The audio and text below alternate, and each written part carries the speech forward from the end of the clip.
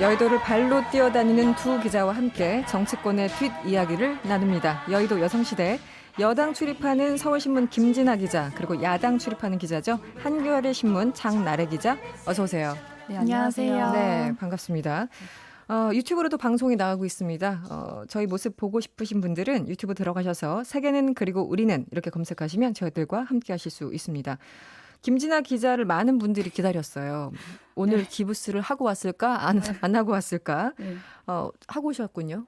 그대로 똑같고요. 저번 주랑. 똑같네요. 예, 네. 근데 제가 세계는 우리는 이 영향력을 정말 네. 약간 간과했던 게 네. 저번 주 방송으로 정말 모르는 분들한테도 네. 걱정의 예, 메시지라든지 오랜만에 취재원한테 연락도 오고요. 그렇습니까? 도대체 무슨 짓을 했길래 발가락이 부러진 거냐. 뭐 네. 이런 얘기도 듣고 정말 사랑합니다. 세계는 네. 우리는. 네. 참고로 네. 저희 퇴근길 시사 프로그램 청취율 1위예요. 네, 너무 놀랐습니다. 제 주변에서도 왜 발을 안 보여주냐고 이런 얘기들이 지금 있었어요. 정치가 중요해, 발가락이 중요하지 뭐 이런 거예요? 네, 정말 감사드립니다. 알겠습니다. 김진아 기자는 발가락이 다쳐서 계속 네. 재택근무를 하고 있다고 네, 합니다. 오늘 처음 나왔습니다. 밖에. 오늘 네. 바깥 구경을 처음으로. 알겠습니다. 고생하셨고요. 국회 어제 사실상 네. 뭐 본회의가 끝나서 문을 이제 닫은 거와 마찬가지잖아요. 20대 국회. 지금 분위기가 어때요? 국회 전반적으로. 지금 재택근무하고 있는 김진아 기자 말고. 제가 네. 재택은 하지만 네. 그래도 열심히 지금 전화를 돌리고 있거든요. 아, 너무 또. 심심해서. 또 네. 근데 후배들도 있고. 네, 그리고 그 어떻습니까? 이제 낙선한 보좌진들한테 이렇게 연락이 오거든요. 이제 방 뺐다. 아. 방 뺐고 지금 일자리 알아보고 있다. 아니면은 네네. 어디 지금 방으로 갔다. 아니면 또 할 게 없어서 집에 있다. 네, 뭐 네. 이런 연락도 많이 받고요. 네네. 오늘은 보니까 의원실 배정된 자료가 왔거든요. 어디 뭐 의원실에 배치됐다 했는데 되게 오늘 좀 재밌었던 게 7층이 7층. 예, 그러니까 의원회관 7층이 정말 명당이더라고요. 전망 좋다는 전망 그 7층. 좋다는. 그러니까 이낙연 전 총리가 746호. 네. 여기가 굉장히 위치가 좋습니다. 아, 그래요? 앞에 분수대가 보이고요. 아. 정말 역시 명당 여권의 자리를. 대선 주자는 다릅니다. 그리고요. 또 네. 되게 흥미로웠던 게 윤영찬 전 네네. 국민소통수석하고 청와대 이제 전 수석. 예, 네. 윤건영 국정기획상황실장, 한명도 전 정무수석이 나란히 같은 방을, 그러니까 비슷한 방을 쓰고 있더라고요. 같은 층에. 같은 층에서 726호, 727호, 728호 이렇게 또 청와대 식구끼리 나눠 쓰기도 하고 또 되게 특이했던 게 615는 네. 615호는 김홍걸, 네. 박지원 의원이 박지원 의원이 썼던 그 615호를 물려받아서 쓰기로 하고요. 아, 그렇군요. 되게 했고 뭐, 또 가장 관심 있었던 정세균 총리가 쓰던 네. 그 718호가 이게 관운이 좋다고 되게 의원들이 많이 탐을 냈었거든요. 네네. 여기를 가야지 총리도 할 수 있고 의장도 네. 할 수 있고 국회의장도 장관도 할 할 수 수 있고. 있다. 이곳을 바로 서영교 의원이 차지했습니다. 서영교 의원이요? 네, 삼선이 된 서영교 의원이 차지하고 와. 이런 일이 되게 오늘 재밌었더라고요. 그분 초대 좀 한번 해봐야 되겠네요. 네. 기분이 어떠신가? 되게 좋아하실 겁니다. 네. 아니 근데 보통 초선 의원들보다는 중진 의원들 위주로 좋은 방을 좀 배치하지 않나요? 그런데 조금 전에 말씀하신 분들은 초선 의원들이 어떻게 7층에 꽤 좋은 방에 배치가 우연이겠죠? 근데 네. 또 초선 중에 이제 청년분들은 10층으로 배정됐습니다. 그게 뭐 장경태 10층. 의원이라든지 오영환 네네. 의원 이런 분들은 좀 높고 약간 꺼리낌이라고 하는 게 너무 높기도 하고 좀 약간 외졌거든요, 10층이. 네네. 그분은 또 어린 분들, 약간 네, 상대적으로 젊은 분들한테 네. 배치가 되고 뭐 이렇게 됐습니다. 그렇군요. 방 배정 굉장히 이슈죠. 그리고 국회 뭐 도배 끝났습니까? 어떻게 된 건가요? 야당은 사실 이렇게 방이 안 정해져가지고요. 아, 아직. 그래요? 네네. 그러니까 지금 20대 그대로 가는 방만 네. 이제 그대로 사용하는 거고 나머지는 이제 어제 제가 의원회관 갔을 때도 마지막으로 이제 짐 정리하는 짐 빼고 그리고 올드보이들이 좀 있거든요. 6선의 김무성 뭐 네네. 의원이라든지 5선 정병국 뭐 4선 유승민 이런 분들을 20년 이상 쓰신 거잖아요. 아, 그렇군요. 그러니까 짐이 진짜 어마어마하시더라고요. 네. 보니까. 불출마를 또 하셨으니까 네. 정리할 게 많겠네요. 그걸 또 네. 이제 다른 사무실을 또 마련해서 옮기시고 뭐 이런 모습들을 좀 볼 수가 있었고요. 아직은 야당은 조금 다음 주 초 정도 되면 이제 나오지 않을까 하면서 다들 그냥 정리하고 뭐 이런 분위기가 보였습니다. 뭐 물리적으로 방 배정이나 이런 것들은 그렇지만 이제 어제 본회의 마지막 본회의 이후 뭐 의원들의 표정이랄까 뭐 얘기를 좀 나눠 보셨습니까? 어떠신가요? 네, 어제 좀 꽤 낙선하시고 못 보던 분들이 좀 많이 오셨었어요. 뭐 나경원 대표 같은 분들도 네네네. 보고, 그러니까 마지막 인사, 뭐 지상욱 의원도 그렇고 와서 기자들하고도 인사를 하고 이제 뭐 앞으로 어떻게 하실 건지도 물어보고 서로 그냥 그런 시간들 보냈습니다. 정말 인사하는 마무리하는 시간이었겠군요. 네. 20대 국회가 사실상 마무리되면서 문희상 국회의장 퇴임 기자회견을 했더라고요. 네. 네, 오늘 퇴임 기자회견했고요. 이런 말씀을 하더라고요. 네. 기어이 이날이 오고야 말았다.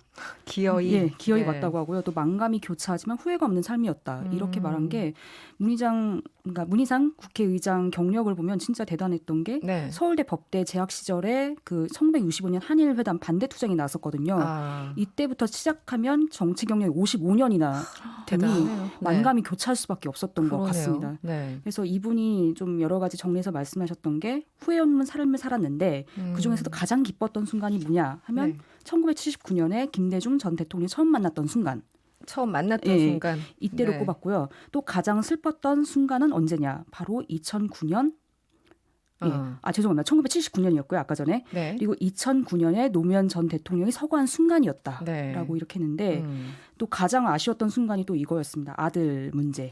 그렇죠. 그 문석균 씨 지난 네. 총선 때 공천 세습 논란이 있었을 때 이때 정말 좀 아쉬웠다고 말을 하고요. 앞으로는 의정부로 돌아가서 텃밭을 일구겠다고 하십니다. 그렇군요. 예. 어떤 사람이든 어쨌든 자식 문제는 네, 네. 자유로울 수가 없으니까.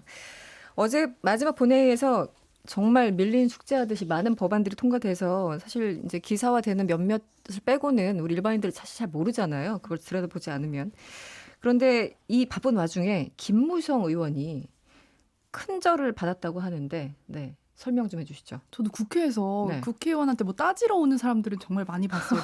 그렇죠. 진짜 맞아요. 큰절을 하는 이런 훈훈한 광경은 정말 처음이군요. 되게 거의. 생경하다고 기자들도 그런 얘기를 했었고요. 네. 진짜 진심이 우러나와서 이렇게 바로 보자마자 절을 하거든요. 그게 이제 과거사법 때문에 네네, 그런가요? 그게 이제 설명을 좀 해주시면. 형제복지원 피해자들이 이제 어제 기자회견을 했는데 과거사법이 통과된 직후예요. 그때 이제 피해자이신 최승우 씨가 큰절을 한 건데 네네. 이게 어떻게 된 거냐면 과거사법이 이제 여야 이견이 좀 있어가지고 국회 통과가 불투명해졌을 때 이제 김무성 의원이 중재를 했었거든요. 네네. 그래서 그게 이제 잘 돼서 그러니까 두 차례 중재를 한 끝에 이제 잘 통과가 됐는데 물론 법이 처음과는 좀 다르게 배보상 조항은 좀 빠지면서 좀 아쉬운 네네. 부분이 있긴 한데 그래도 이제 통과가 된 부분에 이제 감사하다고 절을 하고 서로 껴안고 울고 네. 막 그거 이런 되게 멋있었어요. 모습들이 네, 어제. 참 이런 장면이 되게 많이 기억에 남을 것 같다는 생각이 들더라고요. 그게 사실 국회의원 역할이잖아요. 국민들 그렇죠. 아픈 곳에 감싸주고 이런 게 이제 국회 역할인데 마지막 김무성 의원이 그 일을 해내셨군요. 어쨌든 상징적으로. 네. 중진 의원의 이름값을 좀 한 것 같습니다. 음. 드디어. 네. 김무성 의원이 가끔 큰일 해결사로 나설 때가 있잖아요. 예전 철도 파업 그렇죠. 때인가요? 네. 뭐 과거에 이런 것도 있었는데 저희 김무성 의원한테 섭외를 부탁드렸는데 꼭 나와 주시겠죠? 지금 듣고 계시겠죠? 들리시는지 누군가가? 모르겠지만 꼭 뵙고 싶습니다. 네. 진짜 재밌을 것 같아요. 재밌을 것 같아요. 네, 같이 나오시죠, 나중에. 네.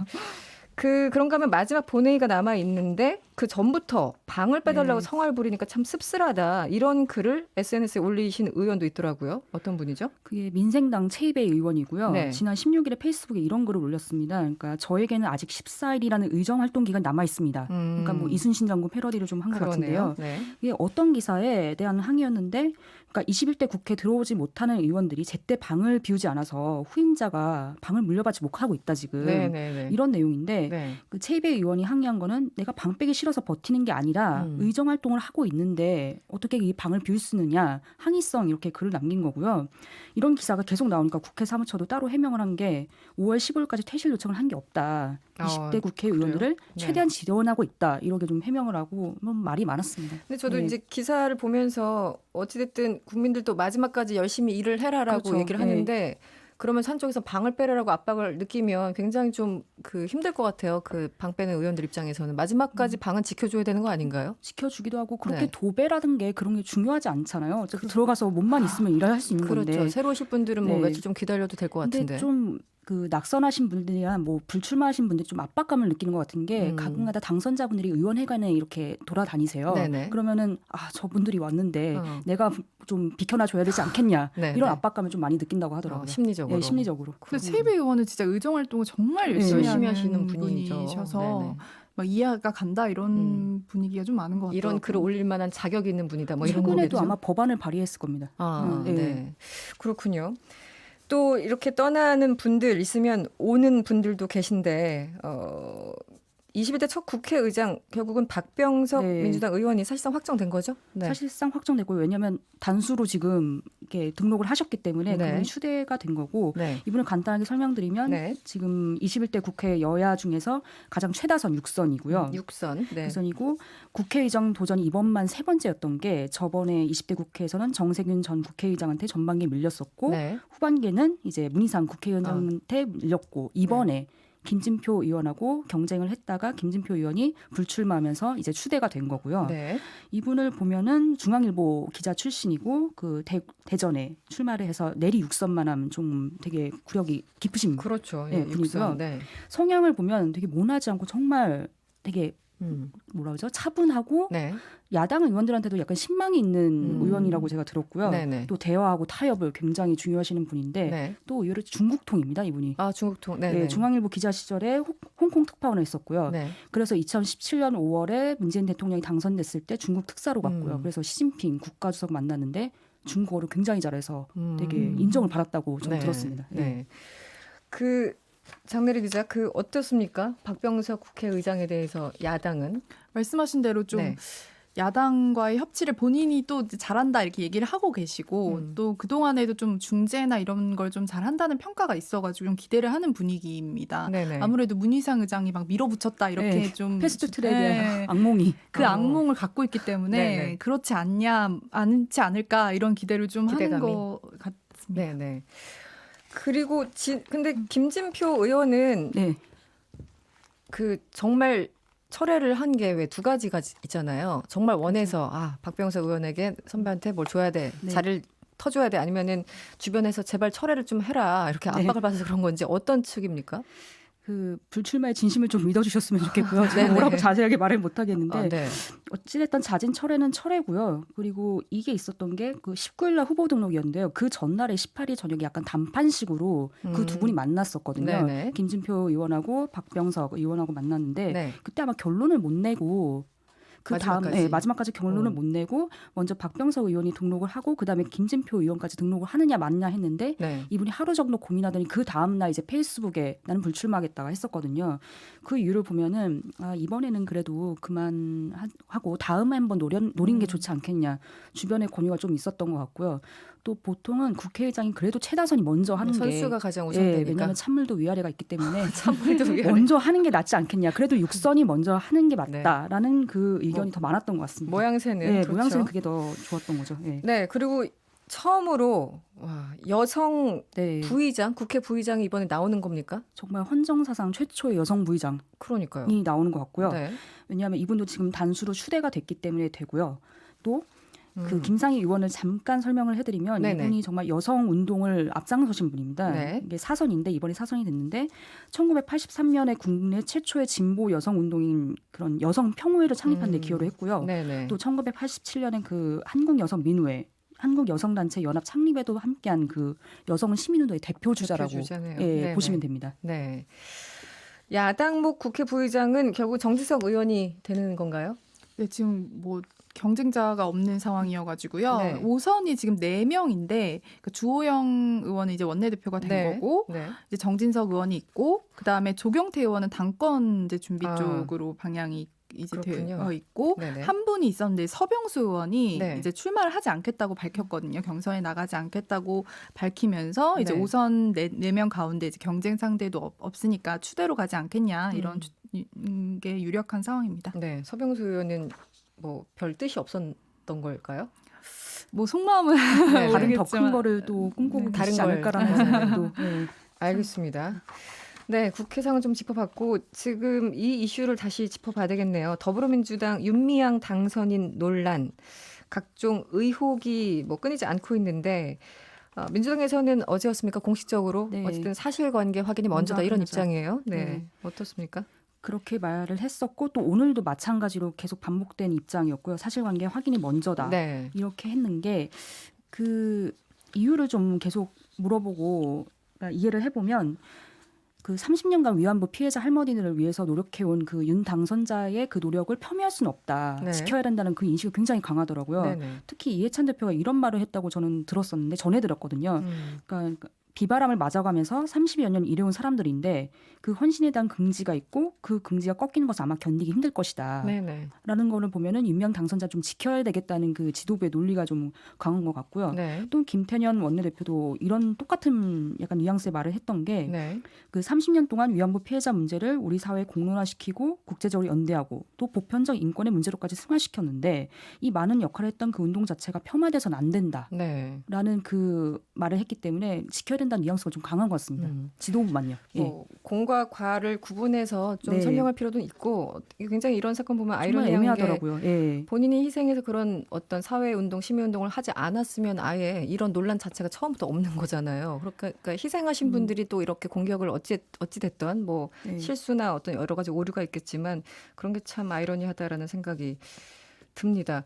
그런데 지금 말씀하신 것처럼 지도부가 그런 목소리를 내고 있고 다른 민주당 내 다른 의원들은 좀 털고 가자 약간 이런 네. 기류도 있잖아요. 네. 이낙연 전 총리도 이렇게 말을 했잖아요. 엄중하게 보고 있다. 이거를 간접적이든 직접적이든 이렇게 전달을 했다. 지도부에. 네. 이렇게 말을 했었고 김혜영 최고위원, 뭐 박범계 의원 이것뿐만 아니라 또 이석현 의원 이석현 오늘은 의원까지. 또 김영춘 의원까지 페이스북에 그런 말을 했더라고요. 이제 빨리 정리하고 가는 게 좋겠다. 김영춘 의원이요. 네, 김영춘 의원도 그렇게 말을 했었고요. 또 제가 권리당원 게시판을 보니까 정말 네. 당원들이 불만 섞인 글이 너무 많더라고요. 이해찬 대표와 좀 결단을 해라. 네. 왜 이렇게 감싸고 도느냐. 당에 너무 부담이 된다. 당이 너무 부담이 된다. 빨리 네. 털고 가자. 이런 의견이 굉장히 많고 좀 시끄럽습니다. 지금 당 안팎이. 분분하군요. 그 일주일 전에 윤미향 당선인에 대한 공세가 부당하다 이렇게 성명서에 이름을 올리신 분들 계시잖아요. 김상희 의원 비롯해서 네. 고민정, 남인순 의원 등등 일부 의원들. 이분들 혹시라도 입장 변화가 그 일주일 사이에 있었습니까? 감지가 그게 되나요? 정말 좀 애매한 게요. 네. 이렇게 말을 해놓고서 이제 최근에 들어서 발언을 한 게 좀 없습니다. 그 없고요. 이후에는 네, 그리고 공식 행사에 불참하시는 분도 있고요. 약간 기자들의 눈이 신경 쓰였는지 모르겠지만 네. 그런 분도 있는데 약간 여기에서 성명서에 이름을 올렸던 분 중에서 제가 한 분하고 좀 통화를 한 적이 있었는데 네. 이제 어떻게 생각하느냐 어떤 입장이시냐 물어보니 주말 사이에 약간 기류가 변한 건 확실한 것 같다. 그때 왜냐하면 펜션 의혹이 나왔었잖아요. 네. 그때부터 이거 좀 너무 의혹이 많다라는 거에 대해서 윤미향 당선자가 좀 해명하는 게 좀 필요할 것 같다. 이거는 네. 좀 위험하지 않겠냐라고 하면서도 여태까지 했던 활동을 그래도 폄훼해서는 안 된다라는 이 두 가지 인식이 되게 공존하고 있더라고요. 검찰이 뭐 전격적으로 압수수색을 했어요. 어제도 했고 오늘도 했습니다. 관련해서 정의기억 연대. 민주당 반응은 어떻습니까? 민주당에서는요. 검찰의 움직임. 검찰의 움직임에 대해서 박주민 최고위원이 오늘 시선 집중 이렇게 말했었잖아요. MBC 시선 집중. 네. 너무 하는 건 당연하다. 네. 당연한 건 다른데 그런데 정의기억연대가 외부 감사 받겠다고도 했었고 정부 부처도 점검을 하겠다고 한 상황에서 급속하게 압수수색하는 건 이 문제를 복잡하게 만들 수도 있다. 네. 그러니까 사실상 검찰의 이 압수수색이 좀 문제가 있다라고 비판을 한 거죠. 네. 네. 그 지금 윤미향 당선인 얘기 나오면서 그 함께 도마에 오르고 있는 사람이 이제 이규민 당선인 역시 당선인인데 소위 친문 당원들이 이규민 당선인을 제명하라 이렇게 요구를 하고 있습니까? 네, 그렇게 있고요. 권리당원 게시판에 그런 이유가 나오는데, 근데 이게 조금 약간 애매한 게요. 이규민 당선자가 이제 펜션을 연결시켜준 그 펜션이라고 하면 안 되고 좀 쉼터 연결시켜준 그 분인데 이분에 대한 이제 불만이 나오는 이유가요. 이분이 친한 사람이 이재명 경기지사거든요. 이재명 경기지사가 진짜 가깝다고 저는 들었는데 그 문재인 대통령 열혈 지지자분들이 이재명 경기지사를 정말 좋아하진 않습니다. 그렇다 그렇죠. 보니 이규민 당선자도 이제 같이 묶여서 안 되겠다라고 이렇게 의견이 나오는 것 같고요. 좀 그 정도입니다. 예. 한마디로 이규민 당선자가 이재명 지사 측과 가까우니까 이제 선긋기를 하는 그런 입장이군요. 네. 참 복잡하네요. 그 야당 입장에서는 지금 호재를 만난 건가요? 그 통합당 기류 좀 그 설명해 주시면 어떻습니까? 근데 호재긴 호재인데 좀 조심스럽더라고요. 이전과는 조금 다른 반응인데 이전에는 뭐 국정조사를 되게 강하게 주장하고 세게 했었는데 이번이 좀 특이했더라고요. 그렇죠. 대부분 그러니까 테스크포스는 꾸렸고요. 위원장은 이제 곽상도 의원이 맡고 항상 활약하시는 분이죠. 한국당도 윤주경 당선자를 위원장으로 해서 이제 테스크포스를 꾸렸고요. 국정조사는 오늘도 언급은 했어요. 국정조사를 추진하겠다가 아니고 국정조사 추진을 논의하겠다 이렇게 이제 말을 하고 있는데 이게 현실적인 부분도 분명 있는 있는 것 같아요. 사실 거대 여당 앞에서 네네. 국정조사를 아무리 외쳐봤자 네. 사실 안 되잖아요. 네, 요건이 안 될 수도 있으니까요. 그러니까 어쨌든 교섭단체 협의를 거쳐야 되는 거기 때문에 그러니까 현실적으로 이게 그냥 네. 안 될 거 알면서 외치는 거 아니냐 이런 좀 현실적인 이유도 있고 사실 지금 검찰 조사를 좀 지켜봐야 된다. 네네. 지금 이제 압수수색도 들어갔는데 네. 이걸 아직 지켜보지도 않고 무조건 국정조사를 하자고 지금 얘기할 타이밍이냐. 타이밍의 문제를 좀 짚고 넘어가자 이런 신중론들도 좀 있고요. 근데 오늘 또 다시 언급한 건 원구성을 아무래도 좀 염두에 두고서 네. 좀 협상 카드로 쓰려고 하는 거 아니냐 이런 네네. 좀 분석들도 나왔습니다. 국정조사를 지렛대로 해서 원구성에서 조금 유리한 네. 자리를 고수하겠다 이런 전략들. 뭐 야당 입장에서 또 그럴 수 있죠. 정의당은 어때요? 정의당 데스노트라고 있잖아요. 일단 그렇죠. 이름 올리면 다들 낙마하는. 낙마한다. 네. 드디어 올린 것 같은 게요. 여태까지 드디어, 네. 네, 정의당이 이 문제에 대해서 그렇게 적극적으로 발언을 하거나 그냥 논평을 내긴 했는데 말은 한 적이 없었는데 오늘 드디어 심상정 대표가 네. 그 상무위원이라고 한 게 있거든요. 네. 공식 회의가 있는데 여기서 직접적으로 발언을 했고요. 뭐라고 했냐면 네. 이제 윤 당선자가 그동안 해명 과정에서 여러 차례 사실관계 번복이 있었고 이 가족 연루 의혹이 제기됐었는데 더 이상 스스로 해명하는 게 설득력이 없다. 네. 그런 뭐 아주 직설적으로 예, 그렇게 얘기했네요. 직접적으로 말을 네. 했고요. 그런데 또 검증과 공천 책임을 갖고 있는 민주당이 계속 뒷짐을 지는 것은 국민이 납득하기 어렵다. 네. 이렇게 말을 해서 네. 드디어 이제 정의당도 약간 손을 놓은 게 아니겠냐라는 데스노트에 네, 이름을 느낌이 올린 들었습니다. 것이다. 네. 네. 알겠습니다. 그리고 제가 우리 장나래 기자를 이제 일주일에 한 번씩 뵙는데 그때마다 괴롭히는 사건들이 있죠. 네. 통합당과 미래당은 언제 만나나요? 뭐 이런 건데. 지금 국회에서 그 연찬회라고 합니까? 네, 통합당 연찬회를 하고 있고 이 통합 문제 비롯해서 김종인 비대위 문제 여러 가지 논의를 하고 있는 걸로 알고 있는데 어떻게 돼가고 있습니까? 오늘은? 네, 오늘이랑 이제 내일 이틀간 열리는데 오늘은 이제 아쉽게도 김종인 비대위는 논의가 되지 않았고요. 김종인 비대위는 이제 내일 이제 논의가 있을 예정이고 네. 오늘은 이제 통합에 관련된 논의들이 많이 있었습니다. 오늘 네. 네네. 근데 김종인 비대위 같은 경우는 지금 이제 어제 이제 주호영 원내대표가 의원들을 만나면서 그러니까 지금 김종인 위원장이 3월 말까지 임기를 얘기를 하고 있거든요. 네. 근데 그 요구를 받을 건지 안 받을 건지 먼저 의견을 좀 취합하자 이렇게 해서 어제 이제 의원들의 의견은 취합이 된 상태고 내일 이게 이제 어떻게 받아들여질 건지 아니면 근데 사실 대안이 지금 마땅치가 않은데 네. 그렇다면 어떻게 갈 건지 이게 내일 이제 끝장 토론을 통해서 좀 결론이 나지 않을까 이렇게 보고 있습니다. 내년 3월 정도, 그럼 한 1년은 좀 안 되는 시간이군요. 특정하게 이 시기를 꼽은 이유가 있을까요? 이게 이제 4월 7일이 이제 네. 재보궐 선거이기 네, 네. 때문에 사실 3월 말까지 하면 이제 공천권을 김종인 위원장이 가지고 가는 게 되는 거죠.